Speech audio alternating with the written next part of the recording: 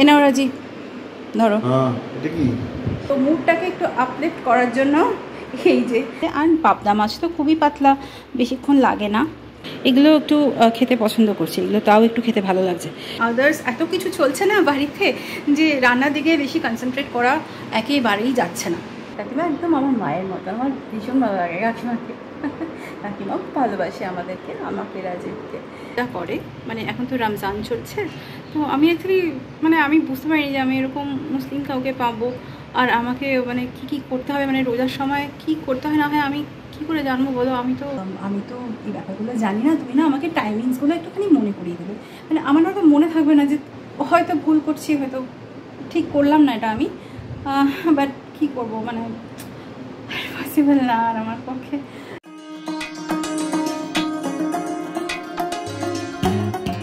Good morning everyone, welcome back to the channel. অনেক দিন পর আমি আবার ব্লগিংটা শুরু করলাম। হ্যাঁ, তোমরা যারা আমাদের লাস্ট ব্লগটা চেক করেছো তারা জানো হয়তো যে আমাদের ওপর দিয়ে একটা খুব বাজে সময় যাচ্ছে। আমরা তো ঘুরতে বেরিয়েছিলাম আর তারপরেই মার একটা অ্যাক্সিডেন্ট হয়, আর তারপর থেকে তো সবই ওলটপালট হয়ে গেছে। তো যাই হোক, কিছু করার নেই, দ্যাটস লাইফ। অ্যাক্সিডেন্টস আসে, হয় মাঝে মাঝে, সেটাকে ওভারকাম করে এগিয়ে যাওয়ার নামই জীবন। তো সেটাই করছি আমি আর রাজীব। দিনটাকে শুরু করি, দেখতে থাকো, আশা করি তোমাদের দেখতে ভালো লাগবে। ব্লগটা তো সকালবেলা শুরু করেই দিয়েছিলাম, তারপর ব্রেকফাস্টও হয়ে গেছে আর কি।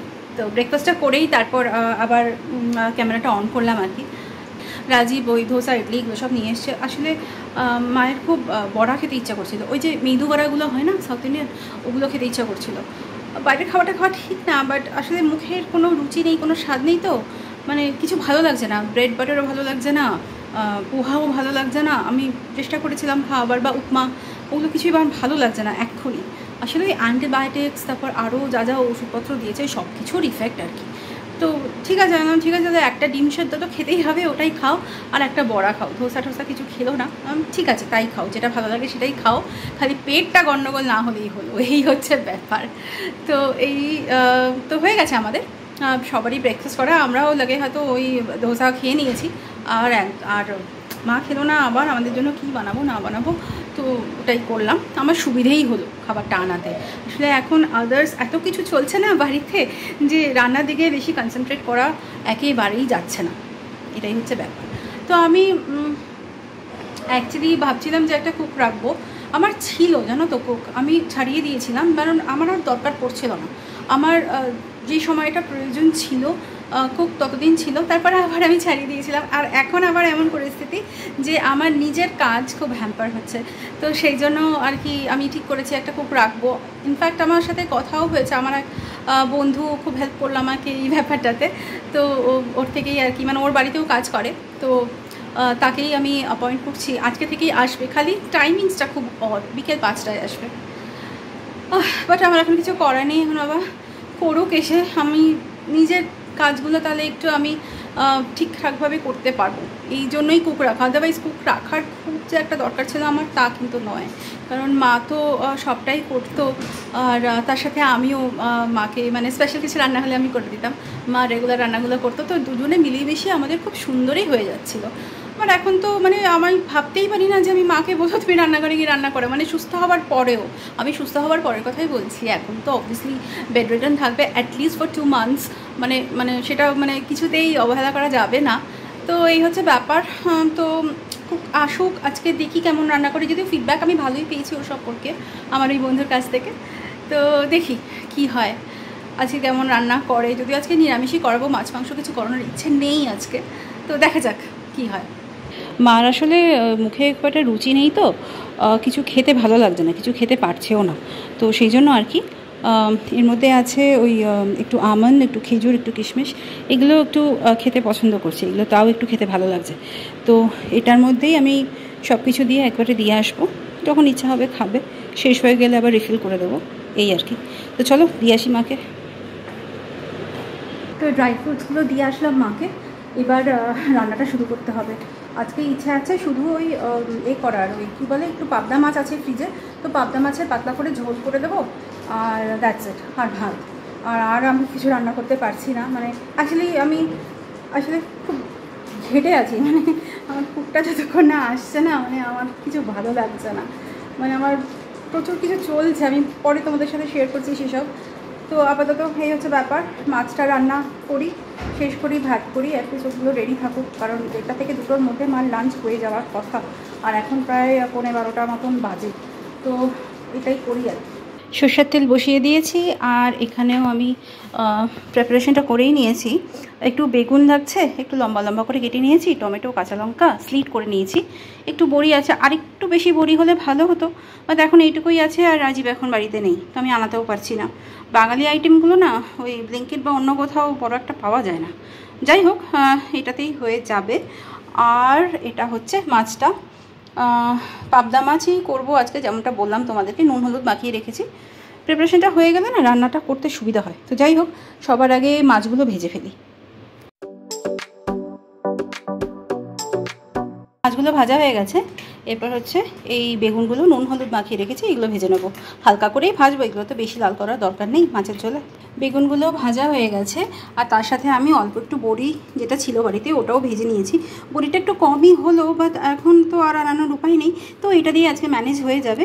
এরপর আমি তেলের মধ্যে দেব, এই যেটুকু তেল আছে এটাতেই হয়ে যাবে, আমি এক্সট্রা আর কোনো তেল অ্যাড করছি না এর মধ্যে। তো তেলের মধ্যে দেব এই একটুখানি কালো জিরা, কাঁচা লঙ্কা দেওয়ার পর এর থেকে সুন্দর একটা স্মেল বেরোবে।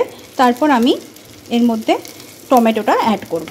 একটা টমেটোই দিচ্ছি, আমি টমেটো দিয়ে দিয়েছি। এবার এটা একটুখানি ভাজা ভাজা হবে, আর আমি এটাকে ঢাকা দিয়ে দেবো।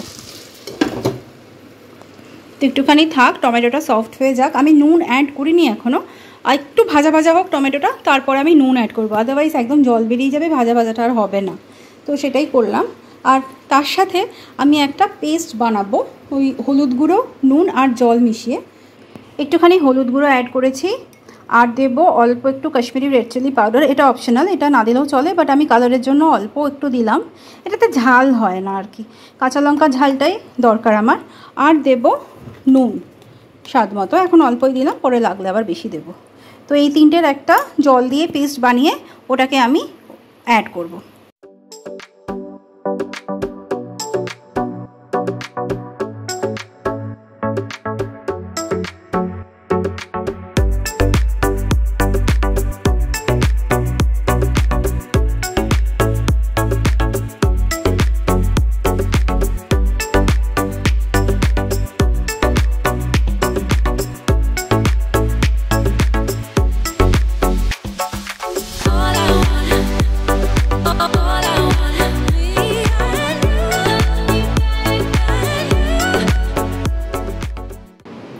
অ্যাটেন্ডেন্ট রাখা নিয়ে যা মুশকিলে পড়তে হয়েছিল না আমাদের, মানে প্রায় 1.5 দিন, মানে বাড়িতে আসার পর ডিসচার্জের পর 1.5 দিন মা একা ছিল। মানে আমরা তো আছি, কিন্তু আমরা তো মানে এই ব্যাপারগুলোতে অতটা নলেজেবল না। মানে একজন মানে হাড় ভেঙে গেছে এরকম একটা মানুষের, হিপ জয়েন্ট তার মধ্যে আবার, তো হাঁটা তো একেবারেই বারণ, শুধু একটুখানি বসতে পারে। মার অ্যাকচুয়ালি লেফট সাইডের হিপ জয়েন্টটা ইনজিওর্ড, তো ওটাকে ভার না দিয়ে, প্রেশার না দিয়ে, মানে ওই পোর্শনটাতে, লেফট পোর্শনটাতে ডান দিকে ভার দিয়ে বসতে পারবে শুধু, ছাড়া শুধুই শুয়ে থাকবে। এবার ওইরকম একটা পেশেন্টকে কখনো আমি বা রাজীব ট্যাকল করতে পারি বলো? একটুখানি সাপোর্ট দিয়ে, একটুখানি এক পায়ে ভর দিয়ে দাঁড় করালো, সেটা একরকম। ও আমার পক্ষে তো সম্ভবই না, আমি নিতেই পারবো না ওই ভার। আর রাজীবের পক্ষেও কি পসিবল বলো? মানে সেই জন্য আমরা আগের থেকে ফুল পেমেন্ট করে দিয়েছিলাম, যাতে যেদিনকে ডিসচার্জ হবে, মানে মা কবে ডিসচার্জ হলো, এই 2-3 দিন আগের কথাই বলছি, তো যেদিনকে ডিসচার্জ হবে সেদিন সকাল 10টায় আসার কথা, তো 10টায় তো আসেনি, তারপর 1.5 দিন আসেনি, জানো তো। মানে আমাদের ওই টাকাটা এখন রিফান্ড পেতে হবে, আমি জানি না কতদিনে পাবো। ওই ব্যাপারগুলো ইন ডিটেল রাজীব তোমাদেরকে বলবে। কিন্তু ফাইনালি আমরা গতকাল বিকেলবেলা থেকে একজনকে পেয়েছি, আরেকটা অন্য একটা এজেন্সি থেকে, আর সেই একটা অল্প বয়সী মেয়ে, বাট ও নলেজেবল, ও এই সম্পর্কে অনেক কিছুই জানে, ও এর আগেও কাজ করেছে, এই ধরনের কাজগুলো করে থাকে। আসলে কী বলো তো, মানে বেড রিডেন, তো তুমি বুঝতেই পারছো তোমরা সবাই যে মার সমস্ত কিছু ঘরের মধ্যে শুয়ে শুয়ে। এবার ইমাজিন করো, মানে এটা আমাদের পক্ষে কী করে টেক কেয়ার করা পসিবল। মানে 1.5টা দিন যে কি কষ্ট হয়েছে মার, মানে আমরা তো কিছুই করতে পারিনি, মানে ফ্রেশন অফ করে দেওয়া যেটা বা একটুখানি বসিয়ে দেওয়া, এগুলো তো আমরা কেউ কিছু করতে পারিনি। টানা শুয়েছিল ওই 1.5টা দিন। মানে এই মেয়েটা যখন আসলো, ওর নাম হচ্ছে সাবিনা, খুব ভালো মেয়ে, অল্প বয়সী, 20-22 বছরের একটা মেয়ে। আর ও জানে কিভাবে এরকম মানে যারা পেশেন্ট, মানে কি বলবো, মানে এই মানে ভেঙে গেছে এইরকম পেশেন্ট, সার্জারি হয়েছে, এই ধরনের পেশেন্টদের কী করে টেক কেয়ার করতে হয়, কী করে ওঠাতে হয়, বসাতে হয়, সেই সমস্ত কিছু মানে ও জানে। ও এই ফিল্ডেই আছে বহু বছর, ও ওর হাজব্যান্ড দুজনেই। তো ফাইনালি মানে আমাদের যেন মানে প্রাণ ফিরে পেলাম সত্যি কথা ওকে পেয়ে। তো যাই হোক, এখন ওই টেক কেয়ার করছে, সমস্ত কিছু মার ওই করে দিচ্ছে, মানে ঘরটাকে পরিষ্কার পরিচ্ছন্ন রাখছে, মাকে তো মানে খুবই ভালো দেখে রাখছে। মানে I am really thankful to her and two god. মানে সিরিয়াসলি মানে মা কালী বাঁচিয়েছে। 1.5টা দিন আমাদের কষ্ট দিয়েছে ঠিকই, বাট ফাইনালি সব কিছু সেট হচ্ছে একটু একটু করে। এখন আজকে তো ফিজিওথেরাপিস্টের আসার কথা। ফিজিওথেরাপি তো খুবই দরকার, আদারওয়াইজ ওটা স্টিফ হয়ে যাবে পাটা, তখন খুব মুশকিল হয়ে যাবে হাঁটাচলা করা আর ফার্দার। তো সেই হচ্ছে ব্যাপার। তো রাজীব ওই জন্যই বোধহয় বেরোলো। এখন দেখা যাক সব কিছু ঠিকঠাকভাবে একটু একটু করে ঠিক হচ্ছে আর কি। তো আর কি বলবো, মানে সাবিনাকে পেয়ে না মানে আমি যেন মানে প্রাণ ফিরে পেয়েছি। মানে আমি রাজীব আমরা দুজনেই 1.5টা দিন মানে ডিসচার্জের দিন থেকে সকাল 10টায় আসার কথা, আর সে তো আসেনি। আর প্রত্যেকটা মানুষ মিথ্যা কথা বলে যাচ্ছে যে এই তো আসছে, ওই তো আসছে, এই ও র্যাপিডোতে যাচ্ছে, এই ও ওলাতে উঠেছে, মানে যা তা মানে বিচ্ছিরি বিচ্ছিরি কমিউনিকেশন ওদের। মানে কি বলবো, মানে যাই হোক, আমি সোশ্যাল মিডিয়াতে আমি এজেন্সিটার নাম আমি নিলাম না, হয়তো এটা ঠিক হবে না নেওয়াটা। আমি জানি না রাজীব তোমাদের পরে ওই এজেন্সিটার নাম শেয়ার করবে কি না, সেটা ওর ব্যাপার, ও যদি করবে, বাট আমি আপাতত কিছু বললাম না। বাট আমি চাইবো যাতে ওখান থেকে তোমরা কেউ না নাও, কখনো যদি প্রয়োজন পড়ে নেবে না। আমি রাজীবকে বলবো যে কীভাবে বলবে ব্যাপারটা তোমাদেরকে, তো ও ওর মতন করে তোমাদেরকে সবটা বলবে। তো ফাইনালি এখন বাড়িতে একটু একটু করে সব ঠিক হচ্ছে। আর ফিজিওথেরাপিস্ট এসে গেলে, শুরু হয়ে গেলে ওটা বাড়িতে আর একটু সিচুয়েশন আর একটু গ্রিপের মধ্যে আসবে, এই হচ্ছে ব্যাপার। মশলাটা কষানো হয়ে গেছে, আমি এর মধ্যে মাছ আর বেগুনগুলো দিয়ে দিয়েছি, আর 3-4টে কাঁচা লঙ্কা দিয়েছি স্লিট করে, যাতে না ফেটে যায়, আর একটুখানি ঝালটা যাতে ওই মাছের ঝোলটার মধ্যে ঢুকে যায়, তো সেই জন্য এটা দিয়ে দিয়েছি। এবার এটাকে আমি হাই করেই রেখেছি, একটু টকবক করে ফুটলে পরে বড়িটা দিয়ে আমি ঢাকা দিয়ে দেবো। তো সবটা হয়ে গেলে অল্প একটু কাঁচা সর্ষের তেল ছড়িয়ে নামিয়ে নেব, আমার মাছের ঝোল হয়ে যাবে। এই আমার মাছের ঝোল রেডি, এরকম দেখতে হয়েছে, দেখে তো ভালোই লাগছে, আশা করি টেস্টও ভালোই হবে, পাতলা ঝোল এই আর কি। এই রান্নাটা শেষ হলো, ভাতটা বসিয়েছি আর কি, ভাতের মাছের ঝোল যেরকমটা বলেছিলাম ওটাই করব। সাবিনার অ্যাকচুয়ালি রোজা চলছে, তো আমি 3 জনের মতনই রান্না করলাম। আর সন্ধ্যেবেলা থেকে কুক চলে আসলে, হ্যাঁ আমার কুক যাকে আমি অ্যাপয়েন্ট করেছি সে এখন 2 মাস সন্ধ্যেবেলাতেই করবে। আমার একেবারে পছন্দ নয় সন্ধ্যেবেলা রান্নাবান্না, বাট এখন আমার উপায় নেই, এখন আমি পেয়েছি, আমার এটাই অনেক। তো ও আসবে সন্ধ্যাবেলা, এসে তারপরও সন্ধ্যাবেলার রান্না টানাগুলো সব করবে। আমি দেখি কিভাবে কি করব, আমি এখনও কিছু সেট করে উঠতে পারিনি সত্যি বলতে কি, বাট ও আসুক, আসলে পরে হয়ে যাবে সব।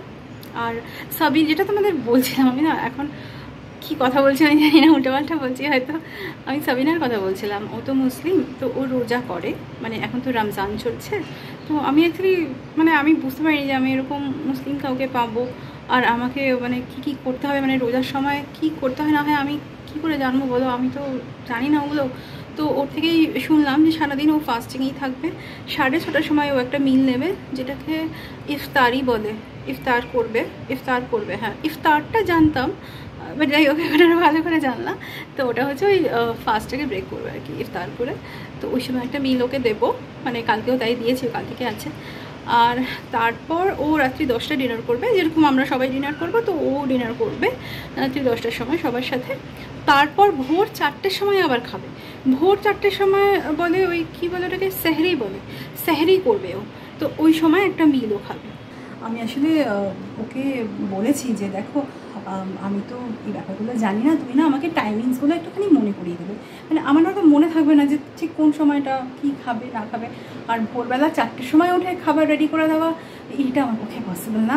তুমি কি খেতে চাও বলো, আমি তোমাকে বানিয়ে আমার গতকাল আমি করেছি আর আজকে তো থাকবে, আমার অসুবিধা হবে না। তোমার কী কী কী তুমি খেতে চাও বলো, আমি বানিয়ে তোমার ঘরে মানে ঘরেই দিয়ে দেবো, তুমি খেয়ে নেবে। মানে আমি ওই গরম খাবারটা তোমাকে ওই সময় আমি দিতে পারবো না, মানে আমার পক্ষে 4টের সময় উঠে ওগুলো করা পসিবল হবে না। তো আমি বলেছি ওকে, বাট ও খুব আন্ডারস্ট্যান্ডিং। ও বলছে না না ভাবি, মানে ও হিন্দিতেই বলছে, আমি বাংলাতেই বলছি তোমাদেরকে। ও হিন্দি ভাষায় বিহারের মেয়ে, সেটাই বললো, বিহারের মুসলিম। তো যাই হোক, তো বললো যে না না ভাবি ওরকম কোনো ব্যাপার না, তুমি খাবারটা আমাকে জাস্ট দিয়ে দাও, আমি খেয়ে নেবো, আমারও তো গরম খাবারের দরকার নেই। আমার একটু খারাপই লাগলো যে যাই হোক খাবার তো একটু গরম খাবে সেটাই স্বাভাবিক, বাট এটা সত্যি পসিবল না আমার পক্ষে। না তো মানে সকালবেলা উঠে মানে প্রচুর কিছু চলছে, মানে ওই সময়টা উঠে সব কিছু করে দেওয়া ওইটা একেবারেই পসিবল না। হয়তো ভুল করছি, হয়তো ঠিক করলাম না এটা আমি, বাট কী করবো, মানে পসিবল না আর আমার পক্ষে। তো এই হচ্ছে ব্যাপার। তো ও কি খায় না খায় মোটামুটি বলে দিয়েছে, তো সেগুলো মোটামুটি আমি কালকে সবটাই অ্যারেঞ্জ করেছি। আর আজকে থেকে খুব থাকবে, আর কোনো অসুবিধা হবে না। আশা করি ভগবান এটাতে আমার কোনো দোষ নেবে না, বাট ও খুব আন্ডারস্ট্যান্ডিং, তো এটা বেস্ট পার্ট। ও বললো আমাকে যে না নেই ভাবি, मुझे पता है आपको कैसे पता होगा ये सब, कोई बात नहीं, मैं मुझे जो खाना है मैं आपसे मांगूंगी, आप দিয়ে দেনা। ঠিক আছে, এইটুকু আন্ডারস্ট্যান্ডিং অনেকখানি আমার জন্য। আর ও যা করছে আমার জন্য, মানে এরপর মানে আমার তো কিছু বলার কোনো জায়গাই নেই। মানে আমার যে কতখানি টেনশন রিলিফ হয়েছে, শুধু আমার কি বলছি, আমার আর রাজীবের, স্পেশালি রাজীবের কতখানি টেনশন রিলিফ হয়েছে আমাদের ও আসাতে, মানে এটা আমি মানে বোঝাতে পারছি না। মানে যাই হোক, সব কিছু যখন ঠিক আছে, যাই হোক এখন কুকটা আসুক, ও এখন ঠিকঠাক করে সব করে দিক, তাহলে আমি একটু মানে নিজের কাজকর্মের দিকে একটু মন দিতে পারি। মাকে বলেছিলাম স্পাঞ্জ করিয়ে দিতে, তো ওই স্পাঞ্জ করা থেকে নিচে একটা জলটা পড়ে গেছে, সেই জন্যই একটা বাজে কাপড় টাপড় কিছু একটা চাইলো সাবিনা, যে টেক কেয়ার করছে আর কি মাকে, তো ওটাই দিতে যাচ্ছি। রাজীবকে তোমরা অনেকক্ষণ পর দেখলে, ইনফ্যাক্ট আজকে সারাদিনে বোধ হয় এই প্রথম রাজীবকে দেখলে। কি গো হাইটাই বলো। হ্যালো সবাই, রাজীব বলো, বাড়িতে চলছে সবাই জানে। এখন ফিজিওথেরাপিটা মার করাতে হবে, তখন ফিজিওথেরাপি ঠিকঠাক পাচ্ছি না। সবচেয়ে বড় কথা হোম ভিজিট আর ফিজিওথেরাপি আমাদের গ্রুপেও ছেড়েছি, তো কয়েকটা কন্ট্যাক্ট পেয়েছি, তো ওদেরকে কন্ট্যাক্ট করার চেষ্টা করছি। তো কথা হয়েছে দু একজনের সঙ্গে, দেখা যাক। আজ থেকে ইচ্ছে আছে আরম্ভ করার, অলরেডি আমরা 2 দিন ফিজিওথেরাপি হয়নি, তো ওইটাই আর কি। তো দেখা যাক কী হয়, তো ওটা একটু চাপে আছে। এখন মা মোটামুটি একটু স্টেবলই আছে, আর অ্যাটেন্ডারও আছে, ও দেখাশোনা করছে, ঠিক আছে, চলছে সব। তো এই হচ্ছে ব্যাপার। তো খেতে বসে গেছি, খেয়ে নি চট করে। মার খাওয়া হয়ে গেছে, অলরেডি খাওয়া দাওয়া করে নিয়েছে, তারপরেই আমরা বসলাম আর কি। তো খাওয়া দাওয়া করিনি, তারপর পরে আসছি।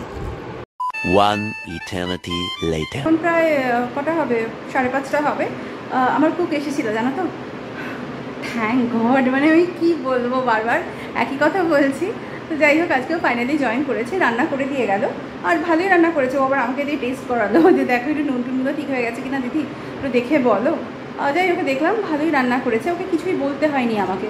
তো এই হচ্ছে ব্যাপার, অনেক কিছু মানে ঘেটে গেছে আমার। যাই হোক, তো মুডটাকে একটু আপলিফ্ট করার জন্য এই যে সুন্দর একটা গ্লাসে ওয়াইন গ্লাস, অ্যাকচুয়ালি এখানে খাচ্ছি কি জলজিরা, শরীর ঠান্ডা হবে, পেট ঠান্ডা হবে, আর মনটাও খুব ভালো লাগবে। অ্যাকচুয়ালি ইচ্ছা করছে যে মিষ্টি মিষ্টি কিছু খেতে, বাট আবার ভাবছি আবার শুরু করব, যদি আমার সব ওই যে বলছি সব ঘেটে গেছে, সব কিছু সব আমার বন্ধ হয়ে গেছে, যা যা আমি করতাম নিজের জন্য সবটাই। তো ঠিক আছে, তো এখন আপাতত এটা খাই। আর রাজীবকেও দিয়েছি, তারা তোমাদের দেখাচ্ছি। ওরটা একটু গরম হোক, ওর গলাটা খুব খারাপ, তো এটা খুব ঠান্ডা। আমার এটা খুব ভালো লাগে, টক টক ঠান্ডা ঠান্ডা, দারুণ। জলজিরা আগে জানো তো শুধু শুধু খেতাম। তো যাই হোক, এই হচ্ছে ব্যাপার। ও রান্না করে গেল, ভালোই করেছে, আমি টেস্ট করেও দেখলাম। তো কালকে আসবে না, সানডে করে ওর ছুটি, দ্যাটস ওকে। মাঝে মাঝে তো আমরা সানডে বেরোই, যদিও এখন আর বেরোবার কোনো কথাই নেই, বাট ঠিক আছে, একটা দিন ওর তো ছুটি দরকার। এ নাও রাজি, ধরো এটা কি জলজিরা, ঠান্ডা ঠান্ডা জলজিরা খাও, ভালো লাগবে। জলজিরা? হ্যাঁ, ওয়াইন গ্লাসে জলজিরা খাও, মাইন্ডটাও ফ্রেশ হবে। আমি তো বললাম ওদেরকে যে আমি নিজের মুড আপলিফ্ট করছি, কি করবো আর উপায় নেই, আমার অদ্ভুত এখন আমাদের চলছে। ঠিক আছে, ঠিক আছে, খাও, আমি আমারটাও খাই। রাজি, চিয়ার্স। কিন্তু জলজিরা দিয়েছি তোমাদেরকেও চিয়ার্স। এই গরমে ঠান্ডা ঠান্ডা টক টক জিনিসপত্র খাও, ভালো লাগবে।